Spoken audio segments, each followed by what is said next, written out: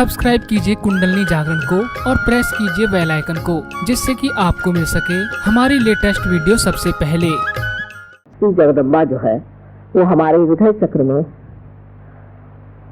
रह करके अकेली सब दुष्टों से जो जो ऐसे साधकों को सताता है उन सब का खंडन करती, मार डालती है, उनको निपात कर देती, खत्म कर देती, उसको किसी से डर नहीं लगता।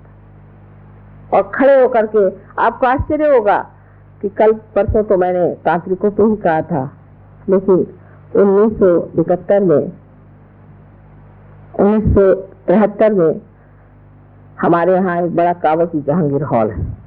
मैंने खड़े होकर एक एक इन दुष्ट गुरुओं का नाम, कौन से राक्षस पड़े थे, कौन नरकासुर था, कौन रक्तबीज था, कौन दूसरे असुर था, सबके नाम लेकर के कहा। तो हमारे पति के पास खबर गई कि इनको तो कल मार देंगे लोग पकड़ के। मैंने कहा मारे तो सही, हाथ तो उठाए मेरे ऊपर, लेकिन किसी ने भी अखबार में या किसी ने भी किसी कोर्ट में जाकर के दलील नहीं की मेरे खिलाफ, क्योंकि सत्य की बात। तो यहाँ जगदम्बा खड़ी होकर के अकेली और सारे दुष्टों का सामना करती है कि मेरे जो बच्चे परमात्मा को खोज रहे हैं वो पूर्ण आरक्षित ऊपर आ जाए, उनको कोई तकलीफ न हो, वो कोई परेशानी नहीं, उसके आंचल में छिपे हुए वो ऊपर की ओर उठते चले। ये जगदम्बा का चक्र यहाँ पर बना हुआ। इसके बारे में मेडिकली इस तरह से समझाया जा सकता है कि हमारा जो यहाँ पर स्टर्नम नाम की हड्डी है, यहाँ से स्टर्नम बोन कहते हैं। जगदम्बा जो है, जिसको कि भ्रमरांबा कहती है, वो भ्रमर बनाती है, जिसको कि मेडिकल साइंस में what do you call them? Antibodies. What do you call them? In the medical science, antibodies.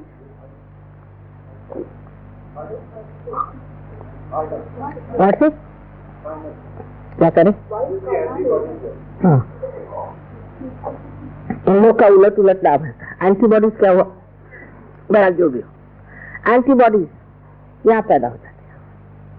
और ये जो होती हैं, ये अगर कहीं से भी हमारे अंदर आक्रमण हो तो उस आक्रमण को वो पूरी तरह परास्त कर सकती है और उनसे लड़ती है।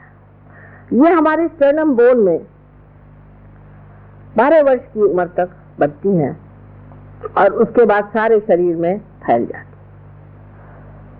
और जैसे कि कोई आफत सामने से आए तो एकदम ये हड्डी जोर से ऊपर नीचे होने लग जाती है और उसका जो संदेश है, उसका जो मैसेज है, वो इन एंटीबॉडीज पे पहुंच जाता है, वो तैयार हो जाते हैं।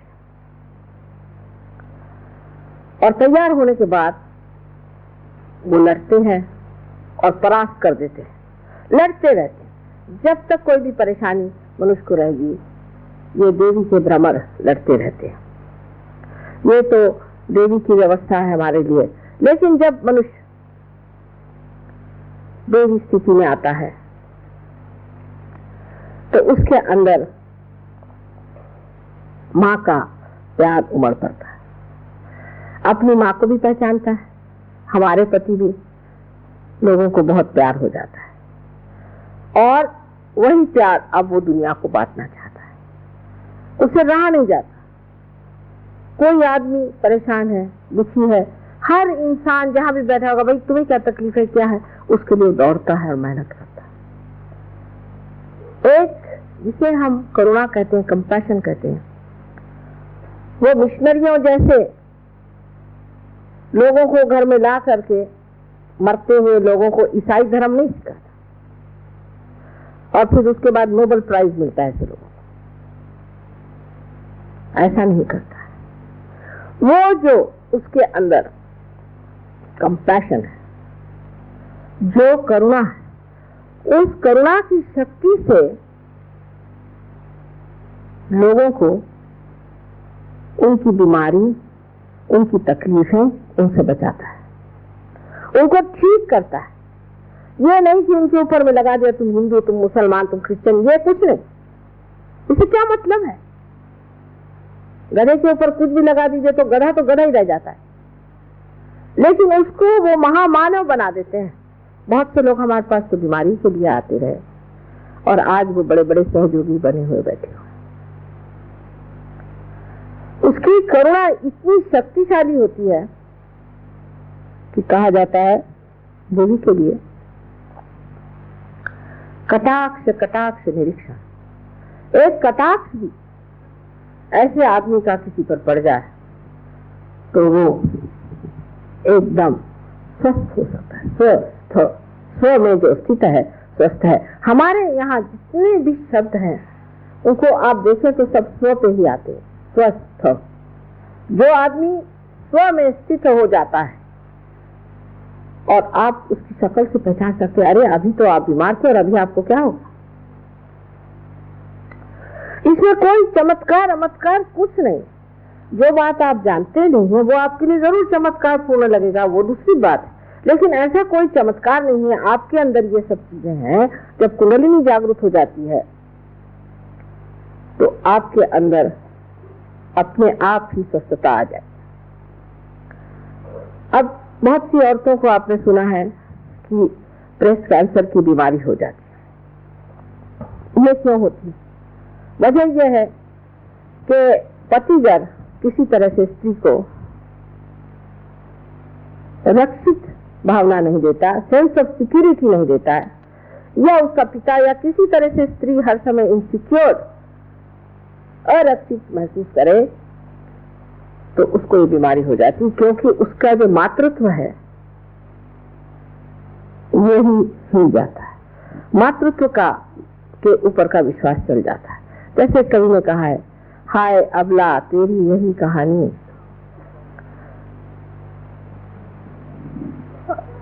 क्या आंचल में है दूध और आंखों में पानी।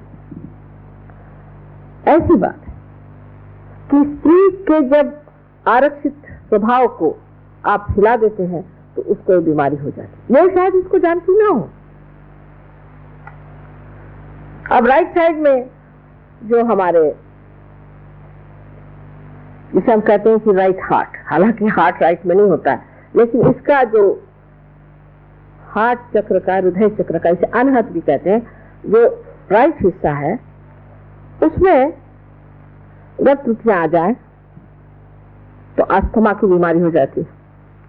अब ये श्री रामचंद्र जी का चक्र है। हम लोग श्री राम श्री राम श्री राम तो खूब करते रहते हैं, लेकिन ये श्री राम हमारे अंदर राइट हार्ट में है। और जो लोग श्री राम श्री राम श्री राम ज्यादा करते हैं उनको ये बीमारी ज्यादा होती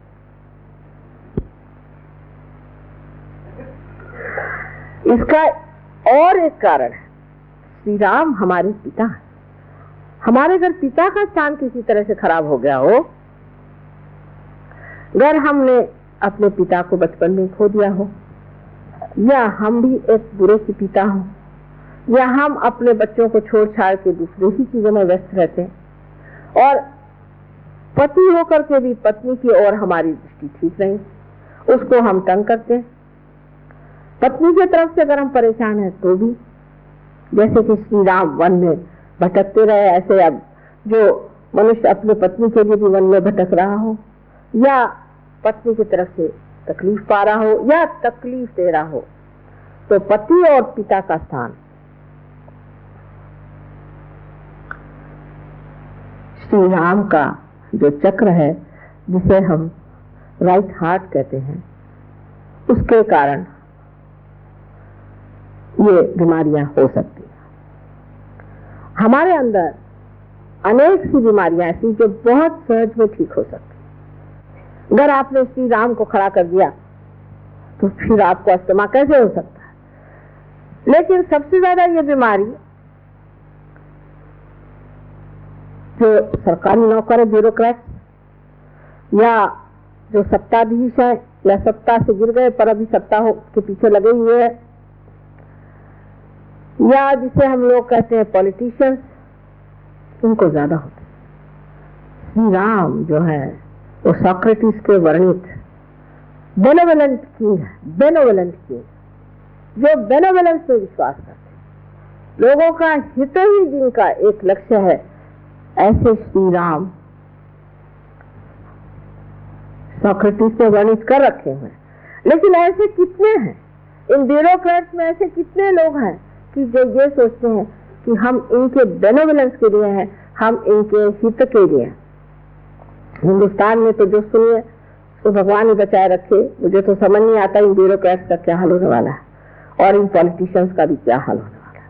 बड़ी घबराहट होती है एक माँ की दृष्टि से, क्योंकि एक छोटी सी चीज है, एक जमीन खरीदनी है। तो उन्होंने कहा कि माँ ये तो मिल नहीं सकती जमीन। मैंने कहा कि भाई पैसे दे रहे फिर जमीन क्यों नहीं मिलेगी ना, उसमें आपको वो पैसे खाते हैं।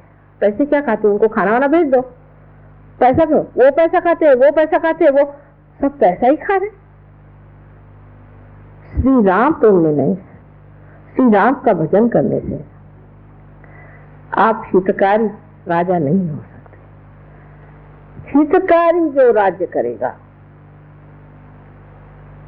वही इंसान श्री राम का साम्राज्य में भी उनका सेवक हो सकता है।